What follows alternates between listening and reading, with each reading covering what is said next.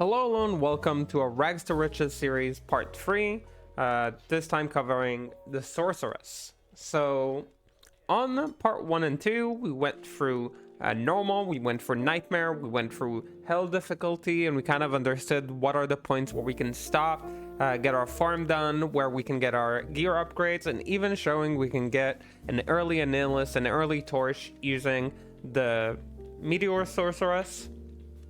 On day 2 of my playthrough of the Sorceress, we were kind of taking like the approach of like gradual upgrades. So I didn't go with like full in, high-end gear, but I just kind of took the assumption I farmed for about like 5 to 6 hours and saw like what gear would be like plausible for me to have. So I ended up saying, okay, let's say on day number 2 we farm with a Talrasha set. Talrasha is pretty cheap to gain. You can get all your skillers that way, and I farmed with mostly an Insight rune word or just a Stormspire that I dropped on the way. So that was the general approach. Let me kind of share the results of the video. So yeah, on day number 2 we're farming, like we're checking how it feels like to kill the act bosses. We dropped a skull collector, which was pretty cool, so that's always awesome. Sadly it didn't get that good of a slam and also not that good of a roll, but we were just kind of showing like that you can farm P8 bosses, which is really important for being able to rush other people. So already on day number 2 we were able to do like P8 rushes, which is a great way for a sorceress to gain a lot of coin, just by rushing other people and getting like, I think between like an is to a ghoul per person. So if you're rushing 7 other people, you're basically gaining like a high rune plus for like each run.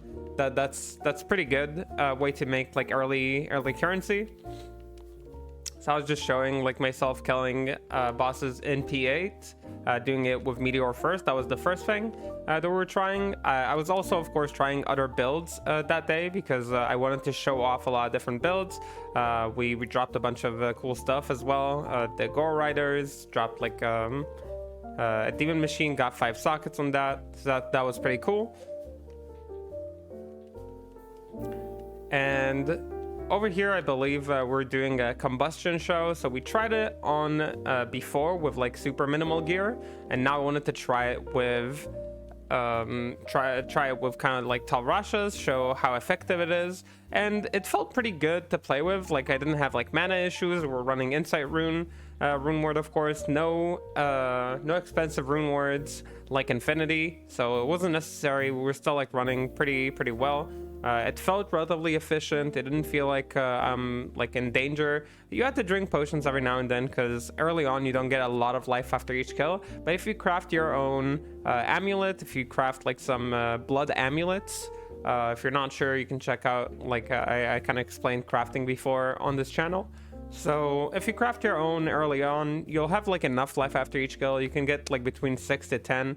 You can easily find cheap like life after each kill jewels that are just like free life after each kill. Put it maybe in your gear if you have free sockets, and that could keep you going. We ended up dropping this very nice War Travelers with 50 MF and slam PDR on those. Something like this could fetch you a really nice like price early on. Really nice pair of War Travs. So as you can see, like generally it felt very effective. It didn't feel like we were struggling at all to run around, and you can see like my health or mana is never really going down too much. So overall, really happy with the results that we had going. Even dropped this Gurun over there. In terms of time, we were doing, as you can see, like about 6 minutes to clear the entire map. Like you can see that I'm like sometimes stopping because I'm talking to like the chat people or just like reading stuff in the background. So you can like deduct a little bit off the map for that.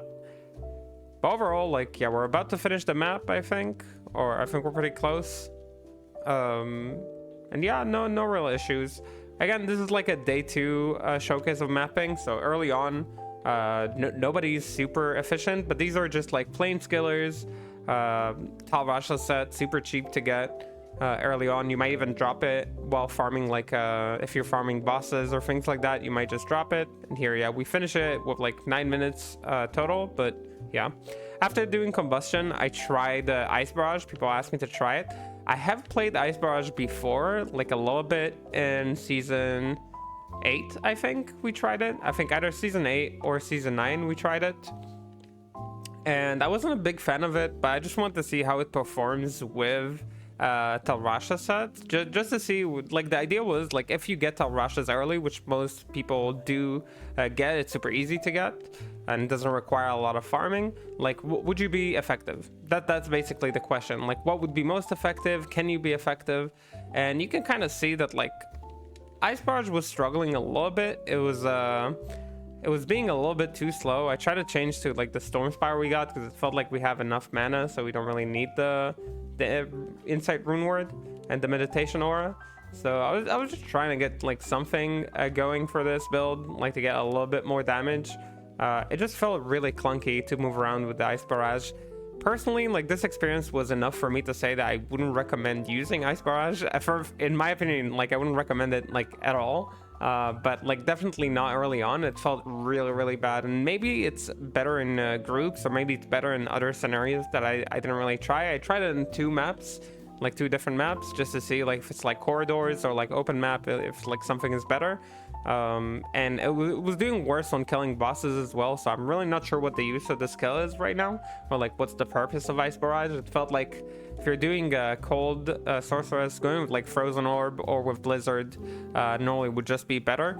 So yeah, I'm personally not sure what this build is about, what it's supposed to do. But it didn't feel great to use for me. Honestly, it could just be a personal thing, but yeah, I wasn't a fan of this build. But you can see that, like, time-wise, like, Talrasha does still allow you to do somewhat of like 10-minute maps, 9-minute maps on day 2, just by having like some skillers. There's not full skillers, we just have most of them. And yeah, having like your Torch, your Annie that you self-farm, of course, with your Meteor. Yeah, wow, dude. Even watching this, I somewhat remember now that it was like, ugh. This takes like a while to get going. So it took like, I think, a bit over 2 minutes more than the Combustion to kind of finish. Which, I mean, 2 minutes is a lot of time if you're just doing tier 1 maps. So personally, I wouldn't recommend. After that, we tried Frozen Orb. After like I finished that map, we tried a Frozen Orb map. All the maps were rolled with similar stats, so like about 120 to 140 density, with no max life, no cold absorb, or no specific like absorb for whatever I was running. So I try to keep like the stats the same, so the maps would feel somewhat the same, just to compare. And off the get-go, you can kind of see Frozen Orb doing really, really well.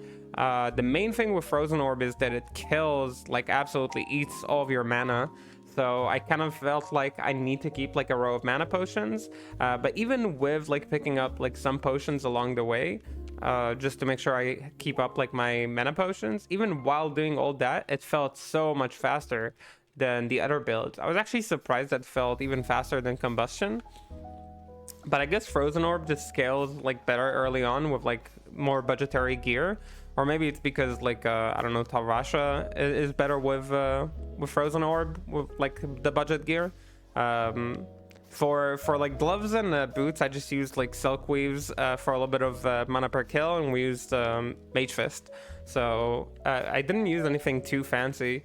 I used the Occultist for this one, but it was just like having 20 FCR is the point. None of them have like 30 FCR or like crazy slams. Just single res slams on either or Magic Find, something like that. So as you can see, both doing really, really well, but Frozen Orb doing slightly better on the day 2 type gear. So I really recommend people who haven't played Frozen Orb to maybe try it if you're trying to transition from the Meteor that you like did normal with. Like we did this in like 7 minutes compared to like the 9, 10, 11 minutes on the other builds. And this is rare footage, never seen before in the world of me playing Lightning Sorc. I have actually never in my life before this day played Lightning Sorc. And I've been playing Diablo for over 20 years. I never wanted to try lightning sorc. I mean, I tried like in town, like a few of the skill, like, you know, to play around with like the skills like near the town, not like actually going around killing monsters. This is the first time I made like a sorc and was like, okay, let me just do like a bit of content with lightning sorc. And wow, I hated this. I hated this so much. I did not like energy shield. I did not like having to fill up my mana. And it may be like a skill issue on my end, but also everybody was kind of agreeing that like lightning without the self-wield infinity, without like a lot of mana after each kill, just really hard to make it work. And it really felt like a struggle. Like it felt like, wow, this is difficult. This is not fun. I'm like fighting an uphill like battle for like no reason. Like I don't see the point. Like Frost Nova is way stronger. It gives you like a freeze as well. We got a crane beak drop and I was kind of happy about that. But yeah, like nothing was working for this build. And I had full skillers. I had like solid charms going on. And just none of it mattered. It was just wow, what a painful experience. So generally from day one so far, Combustion, Frozen Orb feel good. Meteor, if you're still farming, like LOD, feels great. Lightning on day two, maybe not so much. Maybe not so much to run Lightning, or Nova at least. We haven't done Chain Lightning yet. I believe that will be the next build that we experience with, or experiment with. I hope I'm not trying the entire map. Yeah, okay. I'm glad I cut it there because it was like, wow, this is moving slowly. And after that, we tried Chain Lightning. And if you look to the bottom left, you'll see that I'm not using Energy Shield. I had this idea that maybe I should just try to run a Lightning build, but not use Energy Shield. And it kind of worked better than using Energy Shield. I don't know if it's just because it's early or if that's just how it is. But not using Energy Shield actually let me you know, always have mana for casting, so I was never like stuck in a, oh wow, I can't like hit anything situation. And since like you play from afar with lightning, with Chain Lightning at least, like it doesn't feel like you're losing your HP all the time. So playing without mana shield actually felt pretty okay for Chain Lightning on day two. Like the farming speed, you can kind of see it's a little bit slow compared to Frozen Orb and for Combustion, but it did okay. It wasn't like terrible. At the end of the day, I wanted to show another Uber, full Tal Rasha, doing Ubers with Frozen Orb. Frozen Orb being the most successful build of the day. I figured maybe that's the build that you use when you're full Tals. So we ended up on the Frozen Orb for Ubers, and you can see like as long as you keep the Merc healthy, it's really easy to do a lot of damage there. Like there was like no struggle whatsoever. And yeah, I think we're just looking for Dury over here. And you can see like Dury eats a lot of damage from this too. So I was pretty happy overall with how it was performing. Now all that's left is like Andariel, which on Lilith, which on the first day gave us an absolute nightmare to kill. Hopefully I find her fast.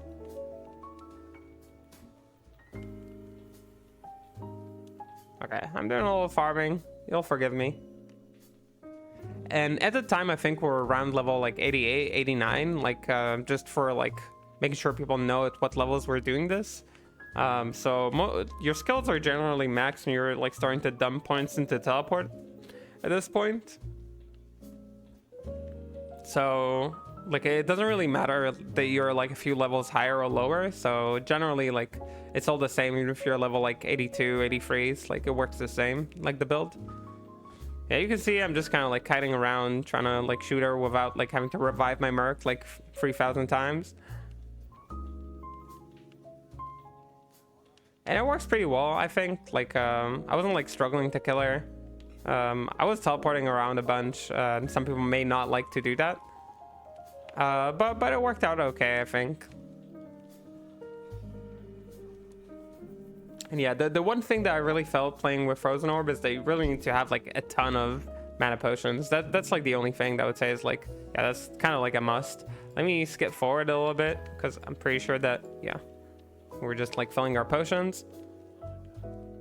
And yeah, now we go ahead to kill Ubers. I just wanted to see how successful this will be compared to Meteor. Meteor was like done with like no gear pretty much and was still like very doable. So I was pretty impressed with Meteor, but let's just see how Frozen Orb will do. Yeah, I found that you can kind of cheese some of them just by standing in these kind of corners and shooting your orbs away. It does take a lot of mana potions, but it makes it a little bit safer. So if you're a patient person, let's say, you could definitely do that. I was trying to despawn the Baal clone. I couldn't tell if he's like resummoning one, and then just looked like, oh, it just doesn't despawn him. So I was like, fuck it, I'll just fight both of them at the same time. Which was, again, no problem for a Frozen Orb. It seems like this build is like incredibly strong with just like a full Tals, and you're well overcapped for resistances with full Tals, so you're pretty well geared for doing Ubers. It's generally pretty safe approach. You see, you can have like a lot of health with this. Yeah, we go ahead and grab our torch. And because of that insane success, we decided we will run Declone as well on the Frozen Orb with like day 2 type gear. Again, full Tals, having like a CTA, and most of your skillers, like generally like you'll have all your skillers, you wouldn't have a CTA maybe, but since I was missing some, like I was using the CTA as well just to simulate having like one more skill point and a little bit more health. And yeah, this was our Declone attempt. Remember, if you like this content, if you really enjoy it, I would really appreciate you dropping a like and maybe a little comment for us. All the free stuff that you can do with just a press of a button, I really appreciate it, and it makes like the channel be more successful, which is like a good thing, I guess. Yeah, you can see this is pretty crazy. I was really surprised, but we actually did so much damage with Frozen Orb that it ended up like double phasing. I really didn't expect that to happen. Remember, we're not running any facets, just like a few rubies in the gear, full Tals, just whatever we were mapping with, like the generally like budget stuff that we're running. And I was like actively trying not to do too much damage, and I legitimately couldn't. It was just like double phasing. So I didn't expect that. I didn't think that's gonna be the Declone experience. I took a ton of mana potions too by mistake, and I realized like halfway through that I do not need mana potions for this fight. So just like me being not cautious and it at all not being like relevant in the end. So I was kind of afraid, though, maybe I run out, but it was actually fine. As you can see, this time I was like trying to not spam him with orbs. And you can just kind of teleport around like to avoid damage, and make sure you just kite around like all the skellies, stack them up, and like throw some orbs on them. I drink all the mana potions so they don't interrupt me. And yeah, but you can pretty much see you're just avoiding Declone, throwing orbs, and as you're always moving, you're moving to make sure that all the archers and things like that don't actually hit you. And if you can avoid like more damage, that's great, but otherwise just like it's fine. Yeah, you can kind of see he was spamming a lot of lightning, which is a little annoying, because we're just trying to have him like stand in like spot and maybe do flames or things like that. That would be nice for us. Yeah, things like this, that's the best case for us. But you can technically stand behind a pillar and just like spam orbs on him if he does lightning. So even then, like a relatively strong, I think, early self-bosser, Frozen Orb. If you are trying to be like self-sufficient and get your own like Annie, your own torch, all these kind of things, then Frozen Orb can definitely do it. Meteor can definitely do it. And in part 3, hopefully we explore Chain Lightning, doing it as well as like the more popular Lightning build. I wanted to do it once with every skill tree. So as you can see, full Tals, super strong for self-bossing. Just generally like a very capable build to farm on all the skill trees. So whatever you want to do, you can do it with full Tals, and that was kind of like our second day of progression. On day 3, we will experiment with having an infinity rune ward. So what does that upgrade mean? How much does it affect different builds? And having just like generally more optimized gear, and that will be the end of like the Rags to Riches series. So pretty much like we started with nothing, we moved to having full Tals and like some skillers, and on day 3 we'll have our skillers, we'll have like actual gear that matches what we want to run to some extent, and the rune word that we care about so much, infinity, which kind of defines like being like viable farmers as Sorceress. All right, with that said, thanks for watching. Appreciate all the comments. See you soon in the next stream or in the next video. Bye bye bye.